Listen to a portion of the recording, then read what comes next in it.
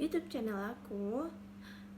Di sini aku ingin membahas mengenai buku dari Profesor Edward Conze. Buku ini berjudul Sejarah Singkat Agama Buddha. Buku ini tuh cukup menarik ya untuk kita bahas mengenai sejarah singkat agama Buddha. Periode ini dimulai dengan skeptis dan keengganannya tentang fakta awal sejarah agama Buddha. Pertama, alasannya itu terpaksa mengikuti pada cendekiawan tentang rentang kehidupan agama Buddha pada tahun 563 sampai 483 sebelum Masehi.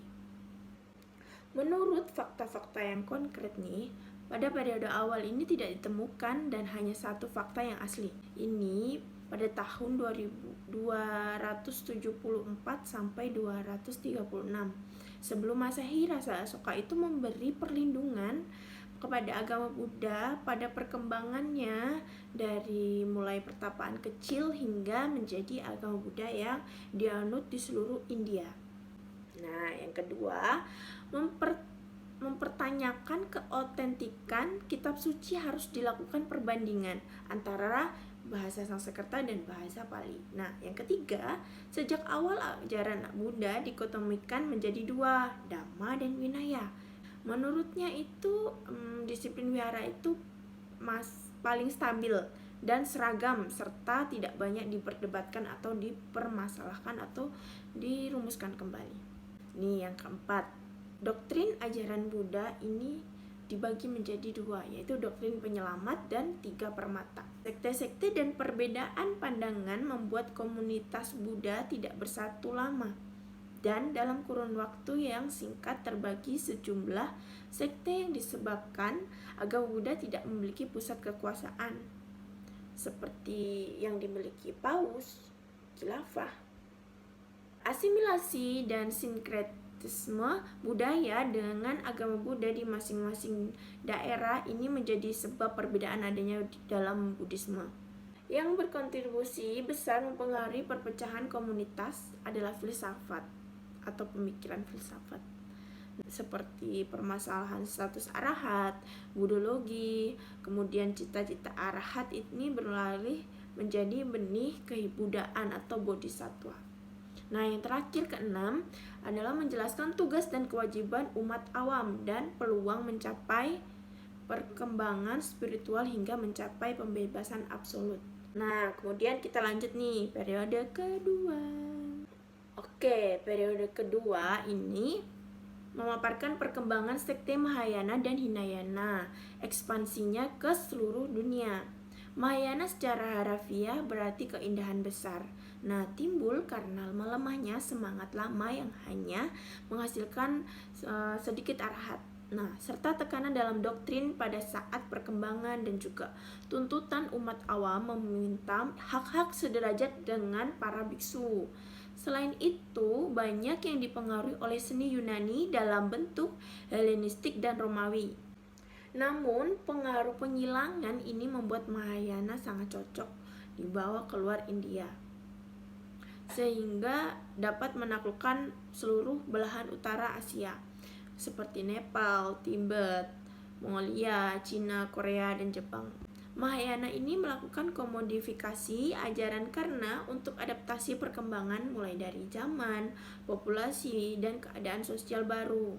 Nah, pembaruan dalam sekte Mahayana ini seperti cita-cita bodhisattva, 6 paramita, keyakinan terhadap manusia dibanding dewata, upaca kausalia yaitu cara-cara piawai, dan doktrin kekosongan, kesedemikianan, dan sebagainya. Inovasi dalam sekte Mahayana secara perlahan beralih dari esoterik menjadi eksoterik. Nah, terlebih lagi sekte Tantrayana ini doktrin-doktrinnya ditulis dalam paling yang eksotoris. Ya. Pada saat itu, ajaran tidak lagi untuk kalangan-kalangan tertentu ataupun menjadi hak istimewa dari orang-orang yang tertentu, namun telah milik umum. Sekte Hinayana juga dipengaruhi oleh perkembangan-perkembangan baru nih. Ide tentang bodhisattva dalam kitab Jataka yang disusun kembali dalam bentuk kisah bodhisattva yang menceritakan kisah kejayaan dan spiritualitas Buddha. Mantap. Pembentukan kitab suci Abhidhamma ini menjadi salah satu karya terbesar intelektual dari sekte Hinayana. Stawirawada diselesaikan oleh Sarwastivada dan Buddhaghosa untuk kalangan Theravada. Nah, lanjut kita ke periode ketiga.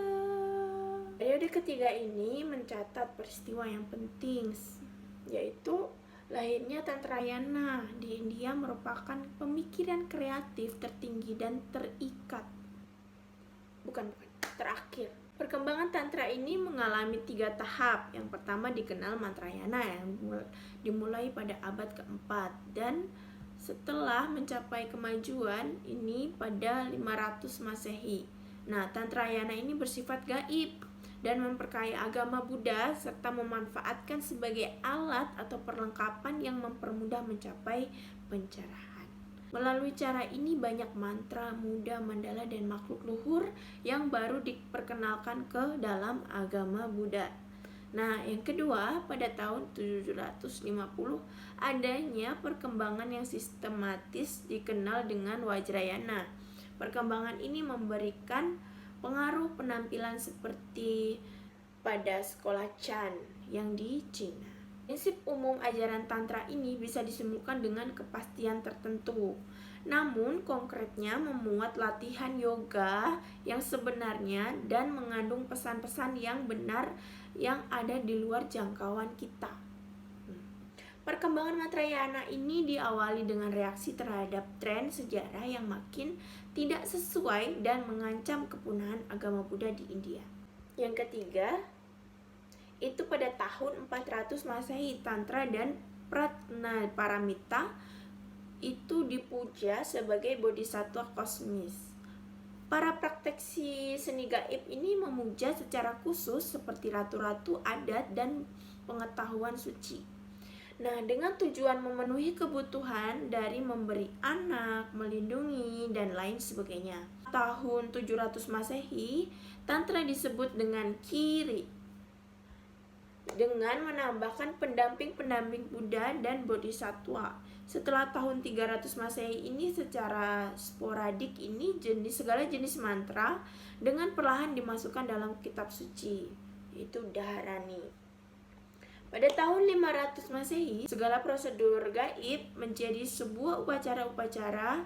Mandala merupakan kekuatan kosmis dan spiritual secara mitologi, diwujudkan melalui gambar-gambar, makhluk luhur, dan bentuk visual. Simbol-simbol yang mengungkapkan ketakutan, keinginan primitif, dan nafsu-nafsu rendah dengan simbol dapat mengikat, mengusahi, dan melarutkan kekuatan alam semesta dengan pembaruan dari semua hal ilusi. Vajrayana ini merupakan pembagian rangkap 5 atas semua kekuatan kosmis. Nah, Vajrayana sebagai seni hidup yang memanfaatkan setiap aktivitas tubuh, ucapan maupun pikiran sebagai alat bantu dalam jalan pembebasan. Makna sebenarnya dari Vajrayana ini tidak selalu mudah untuk dipastikan karena menyamarkan bentuk tertinggi ke dalam bentuk terendah. Perkembangan agama Buddha di India Utara dipengaruhi oleh perlindungan raja. Pada periode ini, agama Buddha resmi yang merupakan campuran Pratnaparamita dan Tantra. Kedudukan sosial dan pendapatan kelompok-kelompok agama di India pada abad pertengahan diperlibatkan di dalam perdebatan-perdebatan agama. Dari sekte-sekte agama di India menimbulkan teori-teori logika dan epistemologi di antara umat Buddha. Tren ini berasal dari Nagarjuna. Nah, namun di Naga adalah umat Buddha pertama yang mengajarkan sistem artikulasi logika yang merupakan murid Asanga. Selama periode ketiga ini, Selama periode ketiga ini, pelajaran logika mencapai puncaknya pada tahun 600 sampai 50, yaitu Dharma Kirti dan Dharmotara pada tahun 850, yang mengatasi berbagai masalah seperti filsafat Eropa modern. Ketidakseimbangan ini disebabkan kesalahan persepsi yang mempengaruhi karya-karya sejarah. Periode keempat ini agama Buddha di India berakhir sekitar tahun 1200. Hal ini disebabkan karena kebencian fanatik terhadap apa yang nampak sebagai pemujaan berhala. Tantra dalam agama Buddha membicarakan Hindu yang penuh dengan referensi-referensi makhluk leluhur Mahayana. Pada akhirnya, pemikiran Profesor Edward ini dalam bukunya, lebih spesifiknya pada periode ketiga itu tertulis pencerahan hasil perpaduan kebijaksanaan dan metode-metode yang piawai ditampilkan dalam penyatuan antara laki-laki dan perempuan dalam luapan kebahagiaan cinta. Nah, kesatuan mereka ini dalam pencerahan merupakan kebahagiaan tertinggi yang tak terlukiskan, bisa disebut mahasuka. Nah, kalimat ini pada buku perumpamaan ini akan menjadi menyesatkan jika tidak dipahami dengan bijaksana dan mendalam secara benar. Hal ini menyangkut ajaran yang sebenarnya dari Vajrayana yang tidak selalu mudah untuk dipastikan karena menyamarkan bentuk tertinggi ke dalam bentuk yang terendah, seperti orang suci tampak sebagai orang biasa, dan pengetahuan yang paling bijaksana disembunyikan di dalam paradok-paradok yang paling aneh. Selain itu, terdapat kecurigaan bahwa agama atau ajaran tersebut telah dipengaruhi oleh konsep lingga yoni, yaitu penyatuan unsur maskulin dan feminin dalam Hinduisme. Nah, perdebatan-perdebatan yang terjadi dalam 4 periode tersebut dapat dilihat. Pertama, perpecahan agama Buddha sebagian besar disebabkan perbedaan pandangan filosofis dari para sesepuh dan penolakan terhadap otoritas arahat. Kedua, ini menurunnya citra arahat yang sulit direalisasikan di kehidupan ini, diganti dengan cita-cita bodhisattva yang lebih kompromis, karena hanya perlu memenuhi dengan perbuatan baik sesuai konsep parami. Yang ketiga, yaitu ajaran Buddha atau agama Buddha yang menyebar ke Asia Utara, yaitu Cina, Korea, dan Jepang, yang selanjutnya disebut dengan Buddhisme Mahayana. Untuk bertahan, harus menyesuaikan ajaran melalui proses asimilasi dan sinkretisme dengan agama-agama lokal.